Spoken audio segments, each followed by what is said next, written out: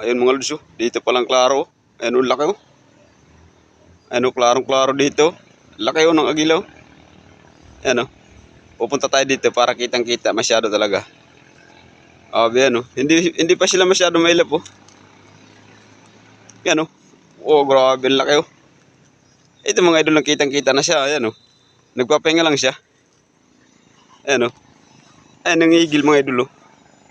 Ayun, lumipad na, laki, oh. Oh, grabe, laki. Ang laki pala ng igil na yun.